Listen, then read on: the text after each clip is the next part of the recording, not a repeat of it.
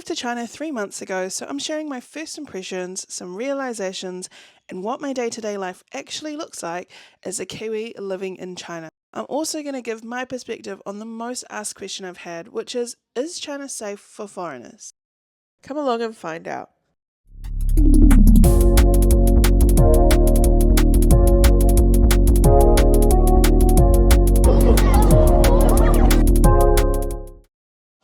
So navigating a new country with kids, no job, and limited Chinese has been a really steep learning curve. But after 3 months, it kind of feels like I might be getting somewhere.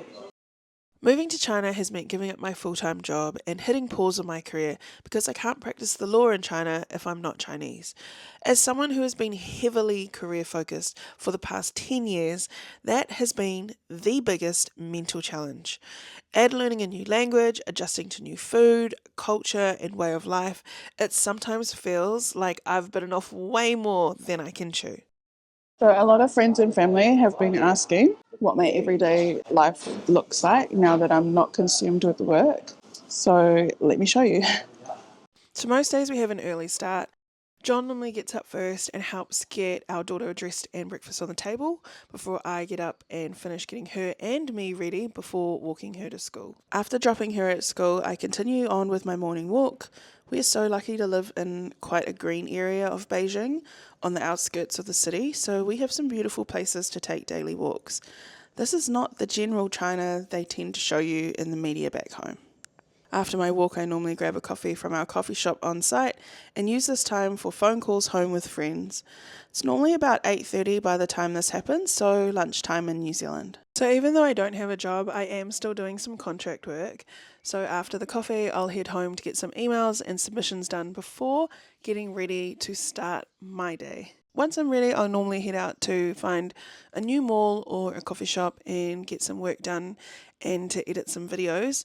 We don't have a car, but recently brought a small scooter as a run around, and it is super fun until it rains. Today I need to do some grocery shopping, but before that I found a cute little cafe not too far from where we live and not too far from Sam's Club, which is where I'm going to do my grocery shopping. A lot of people have asked where we live in Beijing because Beijing is massive. So to give you a little bit of an idea, we live an hour by metro from the centre of Beijing.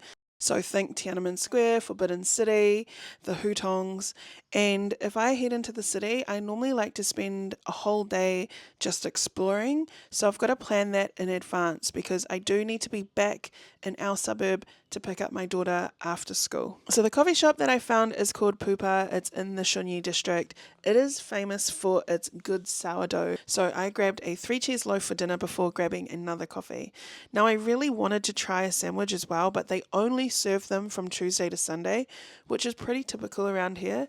It's not uncommon for smaller shops to be closed or to run reduced hours on a Monday. So once I'd wrapped up video editing and my coffee, I headed to Sam's Club to do our grocery shopping for the week.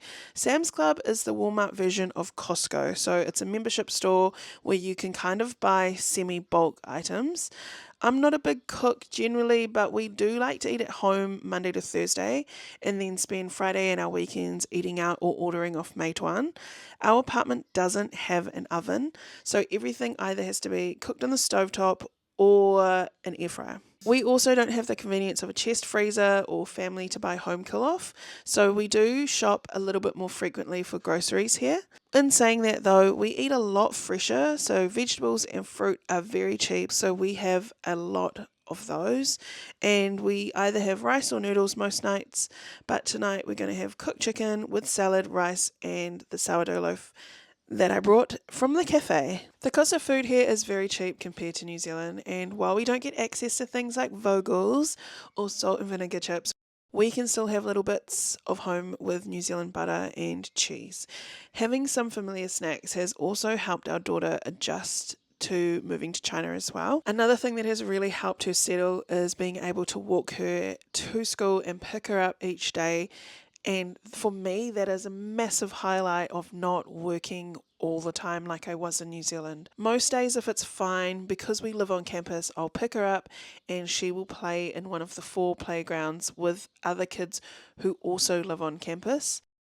This is just such a good time to catch up with other mums and spend time building our new community. Back home in New Zealand, I had my friends, I had my routines, I had my family, and I didn't often put myself in new situations where I would be making new friends. So doing things like this is really outside of what we would normally do in New Zealand, and we're enjoying it. Our new friends have really made this journey so much more enjoyable, and I think have made it a lot easier for us to adapt to all of the different and new things that we are faced with every day, because we are slowly building and starting to belong to a new community. I feel like often us building that community is just being able to share like what the fuck moments with other people. They just asked us to choose a Chinese name, also asked us to write our address in Mandarin, who are also like, what the hell?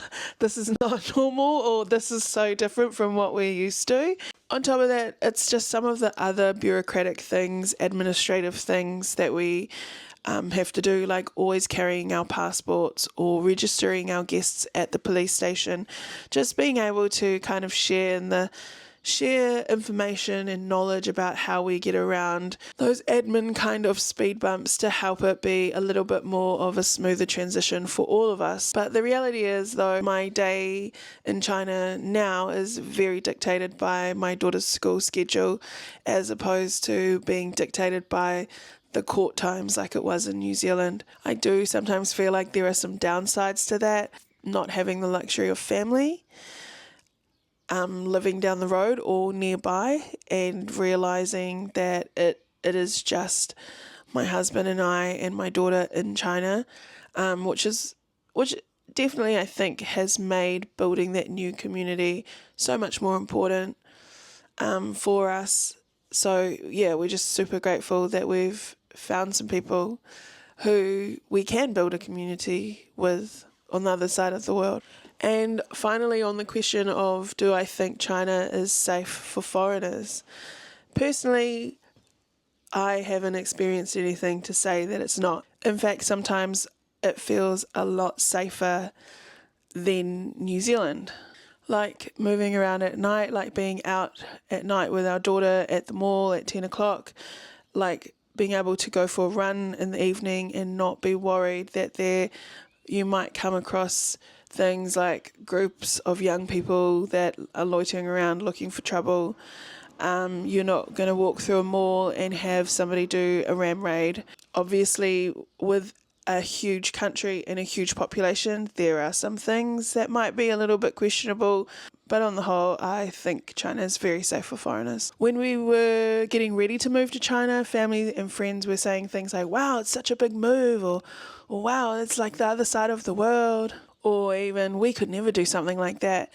And now we live in a community of expats from all around the world, where moving abroad is it's so normal. All of us have done it because we now all live in the community together. And I guess if you've thought about moving abroad, what's stopping you from doing that? Are there any questions I can help you with? Leave me a comment and I will try and answer them as best I can. For example, if you're moving to China, where can you buy knives? But let me know in the comments. Otherwise, subscribe to keep up with the adventure, and I will see you in the next video.